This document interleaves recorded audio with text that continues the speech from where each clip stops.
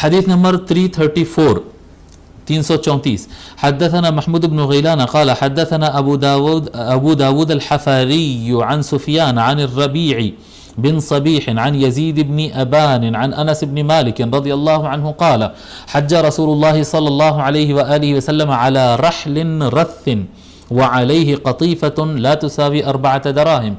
حضرت انس رضی اللہ تعالی عنہ روایت فرماتے ہیں، کہتے ہیں کہ رسول اکرم صلی اللہ علیہ وآلہ وسلم حج فرمائے ایک ایسے کجاوے پر جو نہایت پرانا تھا. کیا کہتے ہیں؟ سیڈل کہتے، بتائے نا اس کو، سیڈل کہتے ہیں، یعنی گھوڑے پر یا اونٹ کے اوپر جو رکھا جاتا ہے، اونٹ کے اوپر جو کجاوا رکھا جاتا ہے بیٹھنے کے لیے، جو سٹینڈ جیسا ہوتا ہے لکڑی کا بنا ہوا ہوتا ہے.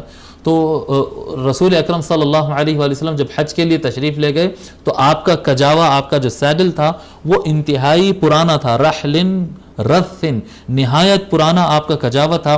وعلیہ قطیفۃ لا تساوی 4 دراہم، اور اس کے اوپر ایک چادر بچھائے تھے، اس سیڈل کے اوپر، اس کجاوے کے اوپر ایک چادر بچھائے تھے جس کی قیمت 4 درہم نہیں ہوتی، یعنی انتہائی سستی چادر، سستا کپڑا اس کے اوپر ڈال کر حضور صلی اللہ علیہ وآلہ وسلم اس پر بیٹھ کر حج کے لیے گئے تھے.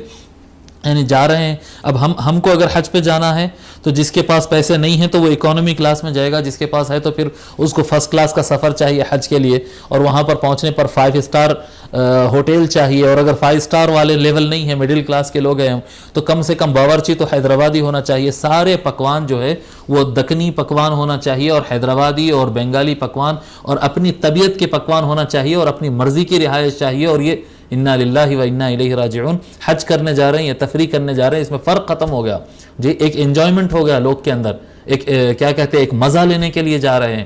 پھر اس کے بعد جدہ کی شاپنگ وغیرہ، نہیں، ایسا نہیں ہوتا. حج کے لیے جب جائیں تو صرف اللہ ہونا چاہیے ذہن میں، اور اس طرف توجہ ہونا چاہیے. اگر چاہتے تو حضور صلی اللہ علیہ وآلہ وسلم جس وقت حج کے لیے گئے تھے اس وقت مدینہ ان کے کنٹرول میں تھا، مکہ ان کے کنٹرول میں تھا، طائف ان کے کنٹرول میں تھا جی. اطراف کے سارے علاقے سرکار کے کنٹرول میں آ چکے تھے. اس وقت سرکار حج فرمائے تھے. سرکار کے حج کے وقت سرکار کو کوئی مسئلہ نہیں تھا، مہنگے سے مہنگی سواری اور زبردست انتظام کر کے جانے میں کوئی ان کو مسئلہ نہیں تھا، کوئی دشواری نہیں تھی. لیکن حضور صلی اللہ علیہ وآلہ وسلم بالکل سمپل، ایک سادہ آدمی جیسا حج کے لیے جاتا ہے اس طرح سے آقا صلی اللہ علیہ وآلہ وسلم حج کے لیے نکلے، اور نکل کر فرمائے فقال جی. اس طرح کے پرانے کجاوے پر اور پرانی چادر پر بیٹھ کر سرکار سفر شروع کیے اور فرمائے اللہم اجعلہ حجا لا ریاء فیہ ولا سمعہ، اے اللہ یہ حج کو ایک ایسا حج بنا دے جس میں کسی قسم کا شو اپ نہ ہو جی، دکھاوا نہ ہو، ریاکاری نہ ہو، ولا سمعہ، اور اس کی کوئی شہرت کے لیے کیا گیا حج نہیں جی. حج سے واپس آنے کے بعد حاجی صاحب سے کم سننے تیار نہیں ہے، نہیں، یہ ریاکاری کا اور اپنی شہرت کا اور اپنی تعریف کا حج نہ بنائے. مولا حج ایک ایسا حج بنائے جس میں کوئی ریاکاری نہ ہو، جس کے بدلے میں بندوں سے کوئی چیز کا مطالبہ نہ ہو، کوئی شہرت نہ ہو، بس اللہ تیرے لیے یہ حج ہو. اس طرح کا الفاظ آقا صلی اللہ علیہ وآلہ وسلم فرمائے. یہ آقا صلی اللہ علیہ وآلہ وسلم کا تواضع تھا کہ استعمال نہیں کرتے اشیاء کو، ورنہ سرکار کے پاس کوئی کمی نہیں تھی اگر اچھے سے اچھا کرنا چاہے تو.